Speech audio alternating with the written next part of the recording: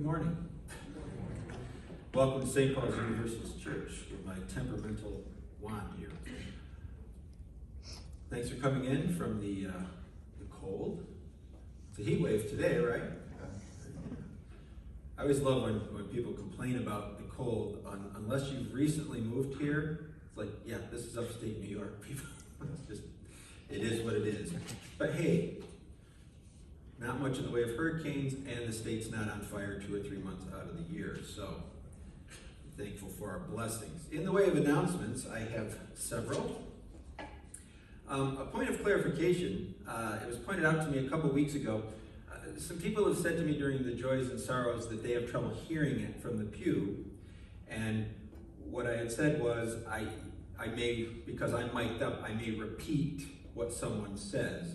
And it was pointed out to me that some people were interpreting that as, oh, don't come up. Please come up. I'm happy to light a candle for you. We do have a mic, but I might restate what you said just so that people who have a little more trouble hearing hear your joy or concern.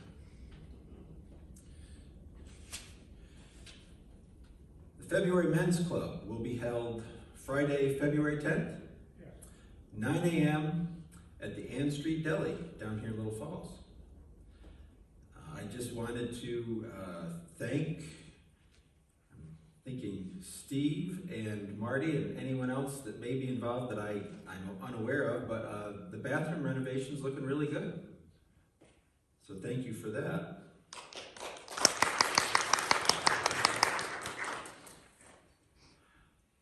Public service announcement.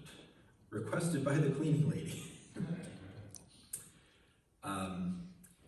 So this has been something in every church I've ever attended. When you're done using the hymnals, try to put them back where you found them, ideally like this, as opposed to this. I'm assuming the pews have probably been upgraded since the 1860s, but it is starting to put strain on the bars of wood. Now see, mine won't fit that way up here. And no need to put wear and tear on them. And also, if we can put hymnals back where we find them, that way people won't be scrambling the next time they come in. Are there any other announcements that anyone wishes to share with the congregation? Okay, hearing none, let us proceed to our choir call to worship.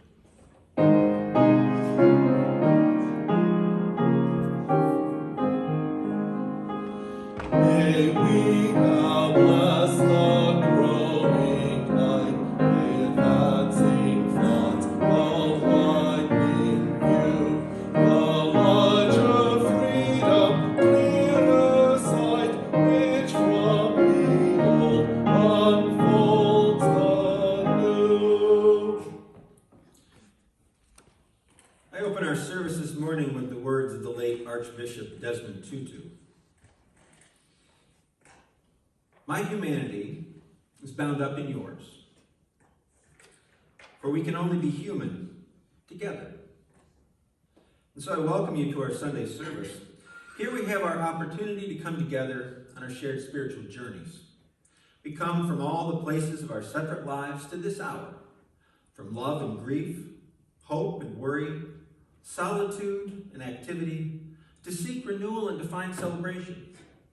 Lifting up a cloud of daily concerns, pleasures, and pain, we pause to give thanks, to feel wonder, and to experience the privilege of living.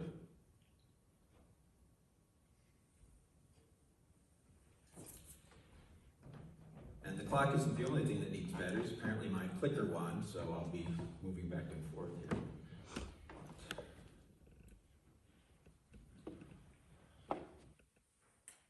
Please join me in the words as we open with our chalice lighting. May this flame, symbol of transformation since time began, fire our curiosity, strengthen our wills, and sustain our courage. And our opening song is number 115.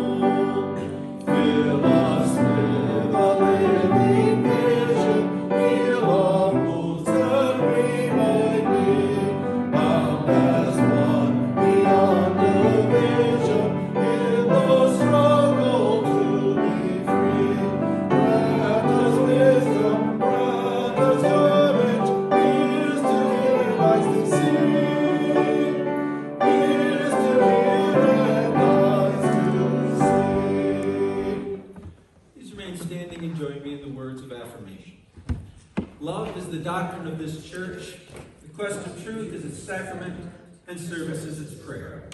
To dwell together in peace, to seek knowledge and freedom, to serve humanity in fellowship, to the end that all souls shall grow into harmony with the divine. Thus do we covenant with one another and with our God.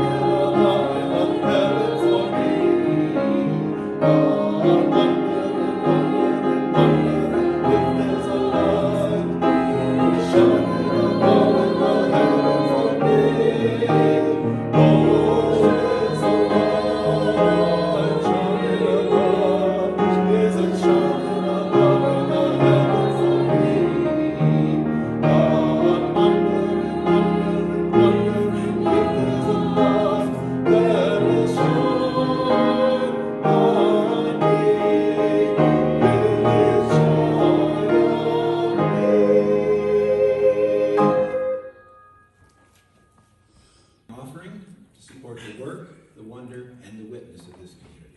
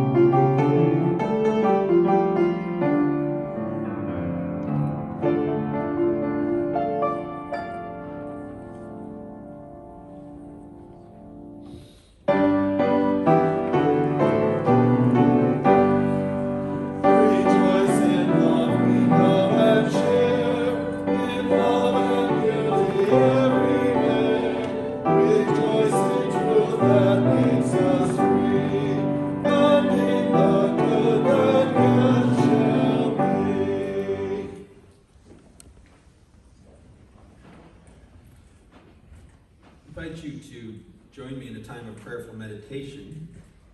This is a prayer for America. It's written by Tamara Levac.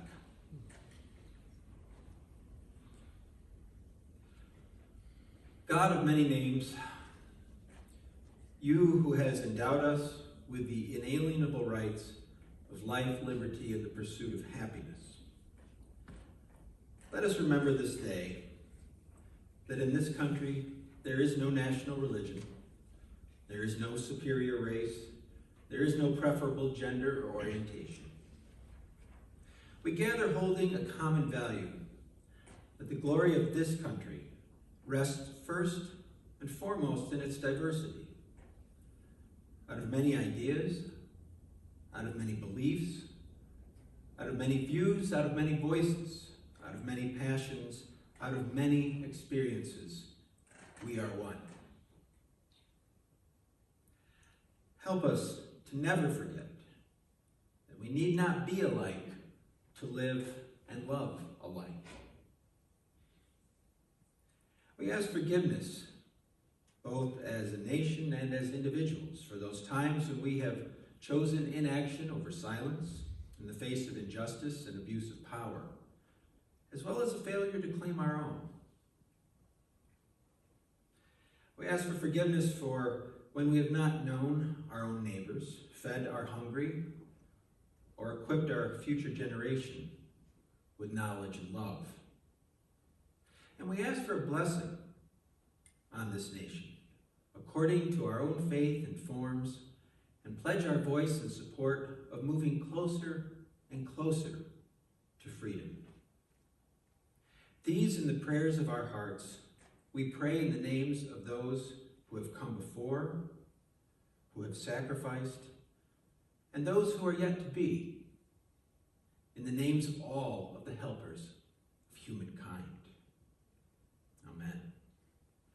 Let's now share a moment of silence where we listen to the wisdom of our hearts and minds.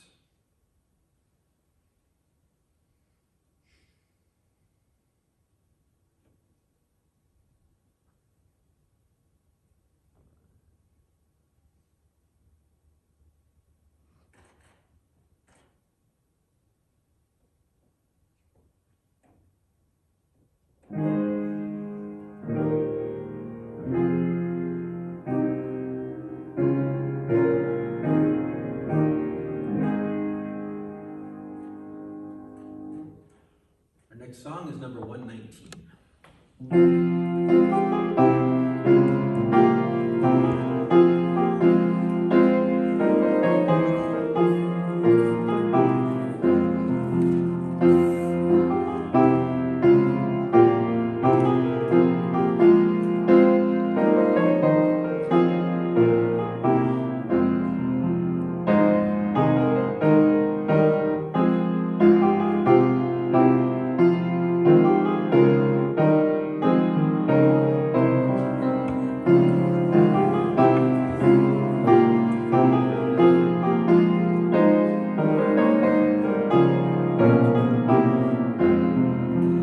Oh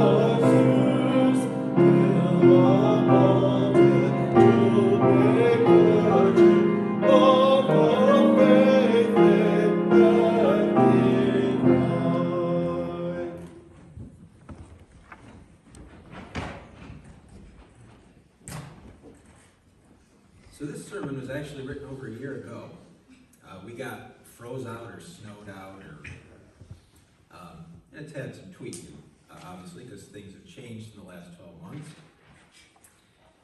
Anyway, I know I kid around a lot, but God is my witness, this is a true story.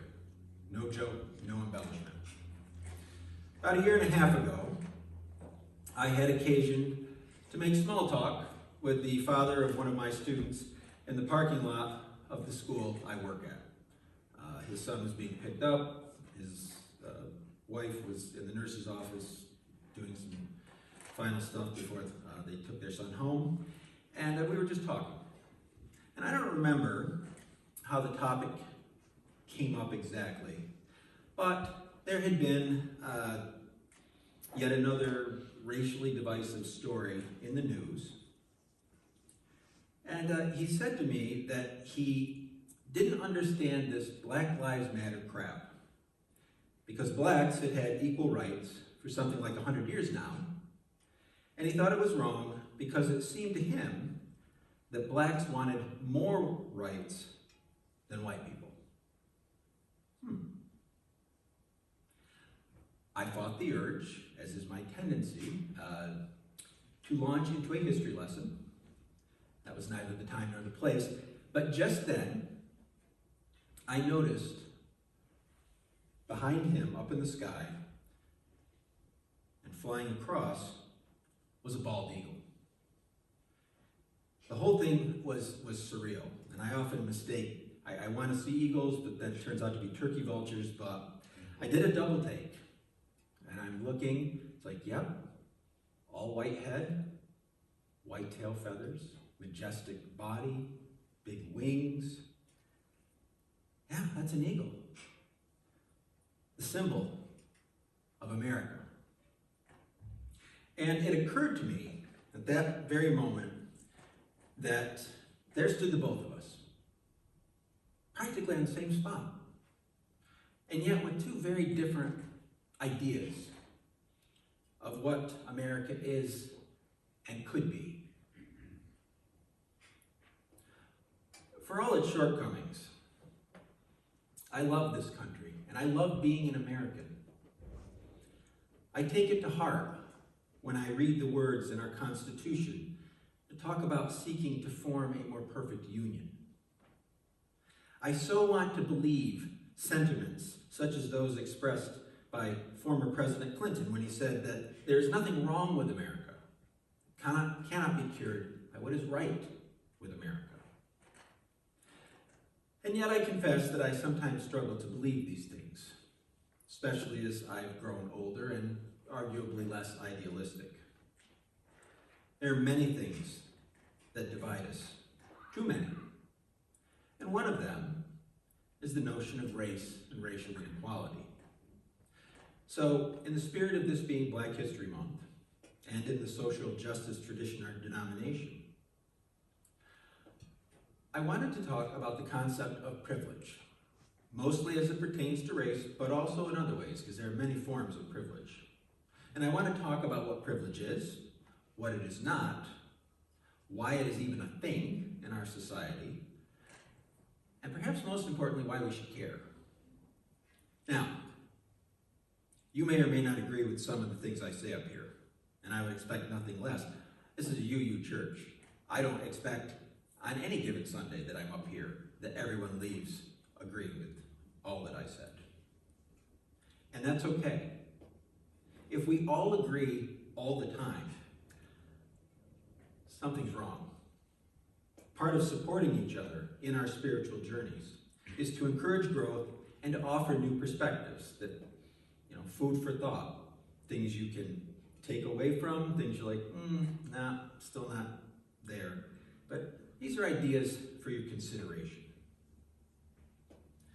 Now, as a white person, what comes to our minds when the term white privilege is thrown out?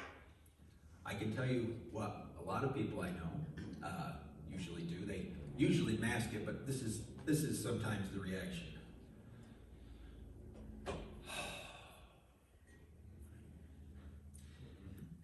Maybe you're rolling your eyes and letting out a sigh internally. Maybe you think of white privilege as a misguided effort to make you feel racist or ashamed simply because you have white skin. Perhaps you feel resentment at the notion that you are somehow considered privileged compared to someone who is brown, black, yellow, or red. Because after all, and I don't say this mockingly, you have worked hard to support yourself and your families. You put in the hours at college, at your job, in the service of your country. You've paid your dues. You've earned your keep. And in spite of all of that,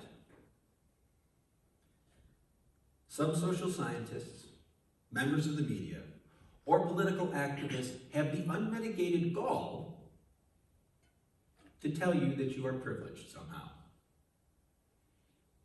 You can see why that would ruffle some feathers. Before I go any further, though, I want us to be on the same page. What do I mean by privilege? Because it's something I think the understanding of it or trying to process of it is what is part of the problem. To be specific, privilege is defined as a special right, advantage, or immunity granted or available only to a particular person or group that is not earned. Okay? It's not earned. So, in the case of white privilege, it means that your skin color affords you advantages that are yours simply because you were born that way. Now, this is not to say, and this is where people get tripped up, this is not to say that you haven't had to work hard for what you have in life. It simply means that your skin color was not one of the obstacles you had to overcome in getting there. And indeed, it likely gave you certain advantages, perhaps that you weren't even aware of, that otherwise you would not have had. And a related topic, loaded topic, I'm just going to touch on a little because it ties into this, and it's come up even more so in the last year since I wrote this, is critical race theory. That's a hot topic. Many people take offense to it, and it's interesting because if you ask them to tell you what it is, they can't. But simply put, critical race theory is the idea, it's a theory, that there is an underlying racial bias in many parts of Western society, especially in our social and legal institutions, which have been primarily designed for and implemented by white people. So it's Western society, it's not just the United States. So, now that I've torn open that can of worms, let's take a look inside. Admitting there's a problem. First step in solving any problem is to admit that there is one. Many people don't want to accept that we had and continue to have racial inequality issues. This goes back to at least 1619. That is pointed out because it's the year that the first African slaves were brought to the colonies. And over, almost 200 years later, not quite, we achieved our independence. But the southern states would not sign on. There would not have been a United States if the new Constitution did not make allowances for slavery. And our founders and their successors wrestled with that for the first half of the 19th century, kicking it back and forth, trying to make compromises and name-calling and pointing fingers and getting all fired up. My understanding is, we think Congress is crazy now, but it was not unusual for people to throw down physically or bring guns into the chambers of Congress in the 19th century. But it came to a head, and we had 4 bloody years of civil war. But even then, as time moved on, because it exacted a heavy, heavy toll on our country, people wanted to put the war behind them. Okay? If you had asked people in the North what they were fighting for? Some would have said to free slaves. Most would have said to preserve the Union. Those southern states did not have the right to break away. But anyway, time moved on, and a new wave of institutional racism took the place of slavery in the form of Jim Crow laws, voter suppression, and the rise and influence of the Ku Klux Klan. Indeed, I only recently learned the political influence that the Klan wielded in the early 20th century. If you were an elected official, especially at the national level, and you wanted to win, you needed at least part of the Southern vote. And in order to get that, you had to, at minimum, appear sympathetic to the KKK. And at that same time, we remember those tensions a few years back that arose over pulling down statues of Confederate leaders? It's interesting to note that most of those statues were not erected right after the Civil War. They, in fact, were erected in the early 20th century, the same time that the Klan was prominent. It was a reminder to those with black skin, what their place was. Whoever won the Civil War notwithstanding. Confederate battle flags still fly in much of the South and around here. I'm not trying to be mocking, but I find it laughable when people try to tell me that that flag represents not racism, but rather heritage and states' rights. That's what the war was fought over, states' rights. My immediate follow-up question is, the state's right to do what? To own whom? Think of the past, question mark. There's a tendency today to think that we've put racism behind us for the most part. We honor men and women like Martin Luther King Jr. and Rosa Parks and what they did. We recognize the hard-fought victories of the civil rights movement. Heck, we even elected a black president. And last year we added a brand new federal holiday to honor the end of slavery in this country. But to think that that solves racism is living in denial. The truth is, and don't trust me, do your own research. In modern America, you are more likely to be denied good housing, to be paid a lower wage, to be shot by law enforcement, or be sentenced to harsher jail sentences if you are black than if you are white. It's well documented. And recent court rulings and changes in legislation coming out of our most recent presidential election have paved the way for a whole slew of voting legislation and changes to voting rules that disproportionately and negatively affects African American voters. Even America's pastime is blemished. Only in 2021 did the Baseball Hall of Fame, just a few miles south of here, vote to include the records of Negro League era players. Now that's a big deal, and it's a big step in the right direction. But we are left to ponder why there were ever Negro baseball leagues in the first place, especially given there was never an official policy that said that black players couldn't play. It was just kind of an unwritten gentleman's agreement among the owners of the teams. Then we have false dichotomies. Our modern media, both the left and the right are guilty of this, like to pigeonhole us in terms of either or. So, for example, you are either for this or against that. You cannot be both. God forbid you cannot be both. Case in point, Black Lives Matter versus Back the Blue. False equivalency. Black is a skin color. Blue is associated with a profession. You can't choose to be born black. You can choose to become a police officer. But the bigger issue that has been crammed down our throats in that either-or mindset is if you say that Black Lives Matter, you're against the police. Conversely, if you support the police, you might be a racist. The truth, of course, is far more nuanced. You can acknowledge that racially motivated police violence exists, but still support the notion that most law enforcement officers just want to do their jobs. You can also acknowledge that while there are underlying racial inequalities in the legal system, a person is not by default innocent of a crime just because they have a different skin color. Protests and riots. The right to assemble is guaranteed by our Constitution. We have a right to protest in this country.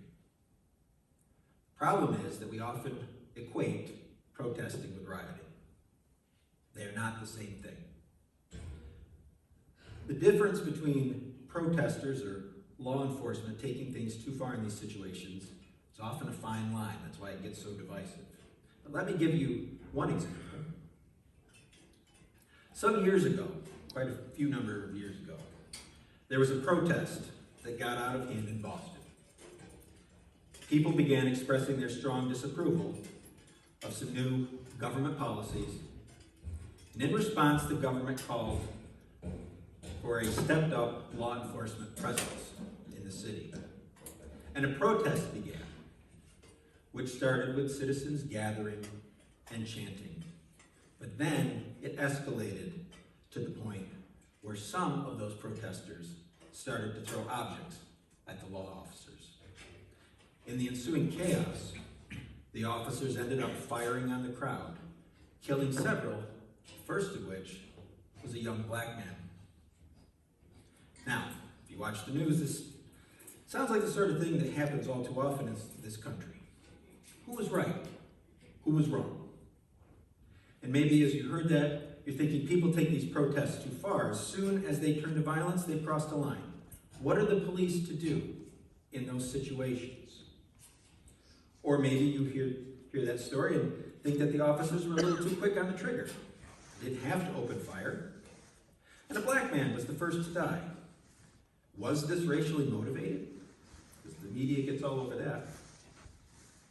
But when I tell you, and some of you may have already guessed, that you all know this story, it was called the Boston Massacre. We all learned about it in grade school. And we were all taught that the protesters were in the right, the protesters were the patriots. Kind of puts a different spin on it, doesn't it? However, it probably seemed a little murkier. Perhaps you had a very different opinion before knowing those specifics. And let's look at more recent history. Just over 2 years ago, protesters overran the United States Capitol. Critics were quick to condemn their actions, but their defenders were just as quick to point out how other protesters had rioted in other cities. Why weren't they being held as accountable? I guess the question I would ask is, what was the underlying cause of the violence? The people in the American cities that were kind of setting up their own little independent areas in those cities were in part doing that because they were protesting yet another example of 400 years of systemic racism, whereas the people who raided the Capitol were protesting the outcome of an election they didn't like, despite there being very little evidence of wrongdoing. Now, I'm not saying that that condones the violence. I don't condone the violence in either situation. But in the case of racially motivated protests that turn into riots, I understand why they occur. 400 years is a long time to wait for things to get better. And then there's the well-meaning insensitivity of all lives matter. When we hear expressions such as Black Lives Matter, a common counter-response is all lives matter. And indeed, I'm not going to argue that. All lives do matter. Or at least they should. But this is not always the case. So, saying that Black Lives Matter is not saying that they matter more. Rather, it calls attention to the fact that in many parts of our society they are treated as meaning less. In the Gospel of Luke, Jesus says, "Which of you men, if you had 100 sheep and lost one of them, wouldn't leave the 99 in the wilderness and go after the one that was lost until he found it? And when he has found it, he carries it on his shoulders, rejoicing.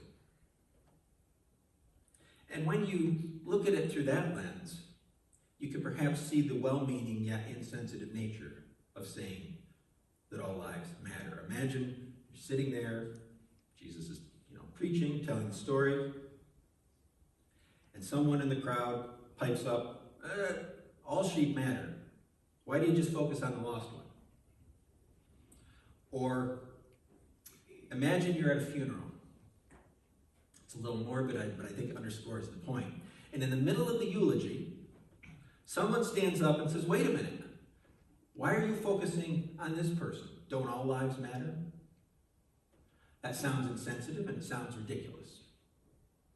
And yet, that's exactly what all lives matter often sounds like.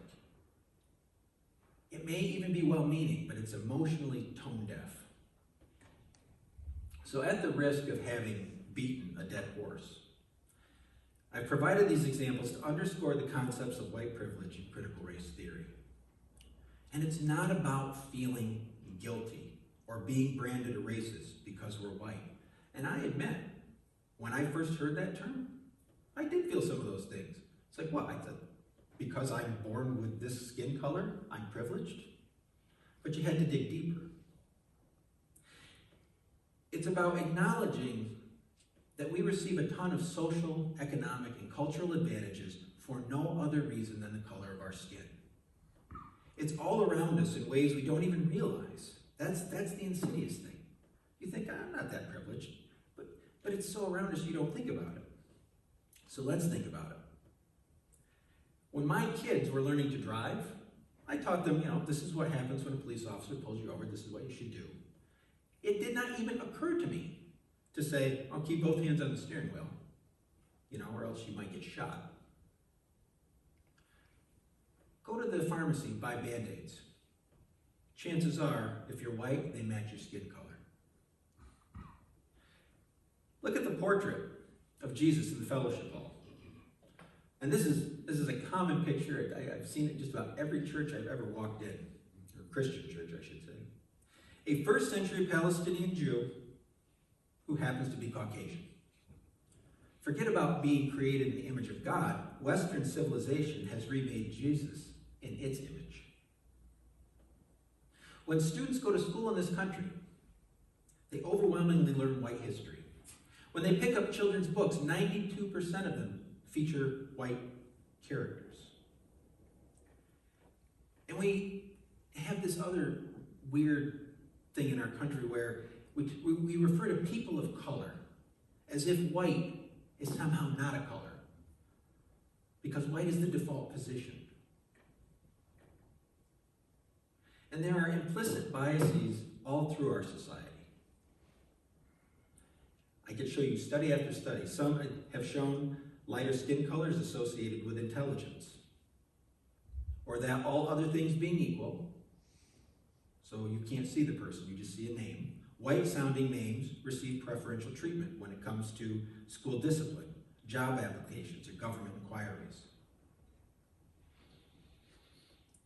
So where am I going with all this? It comes down to this. The very fact that most of what I have mentioned here could largely be a simple academic exercise for most of us.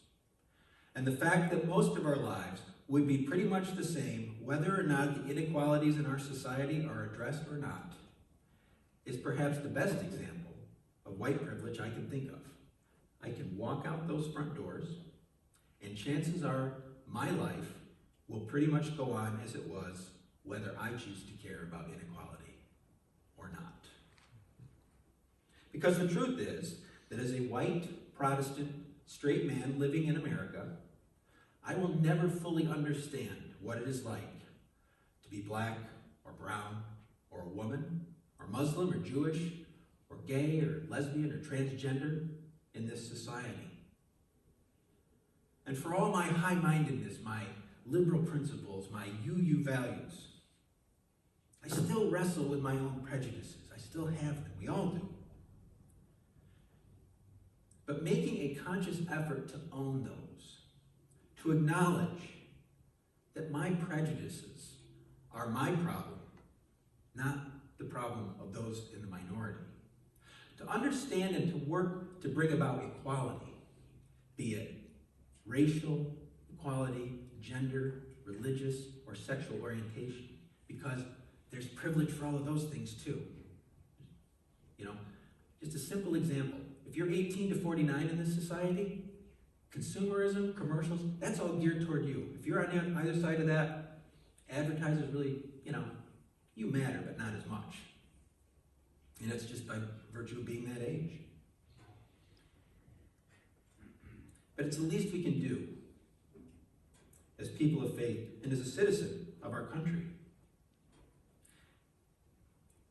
This is the thing I think we tend to lose sight of. Giving more equality to others does not mean less equality for us. It's not pie. A lot of people think of equality as like pie. If more people get some of the pie, that means less, because more people are getting it. But it's not pie. It's more like a flame.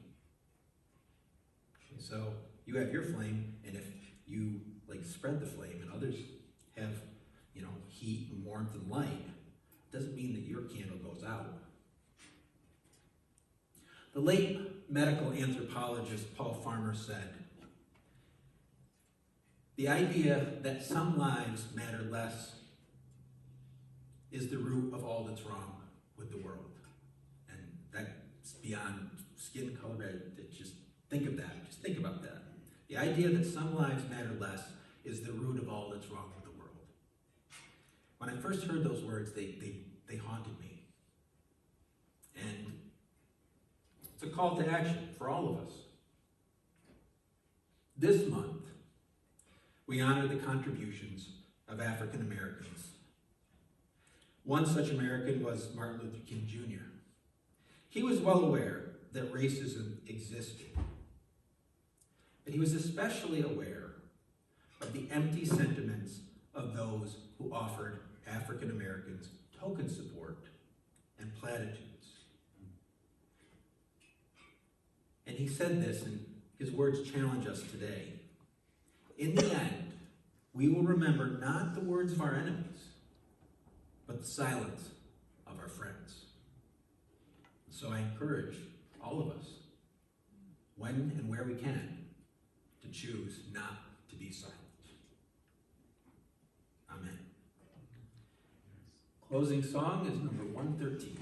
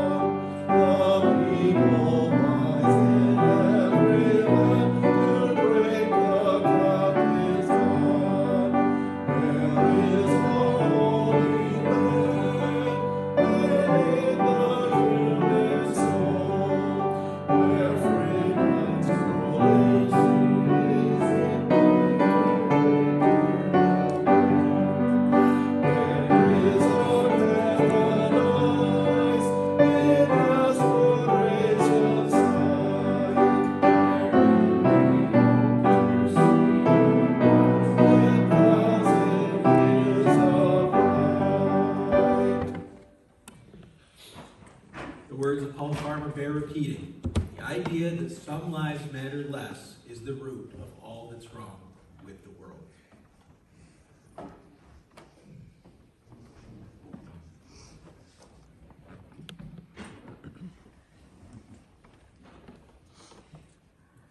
Please join me in the words as we extinguish our chalice.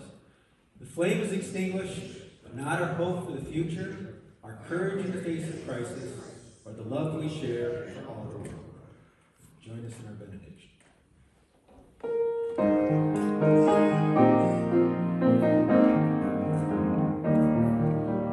Because our religion, which like sunshine goes everywhere, its temple of space, it shines.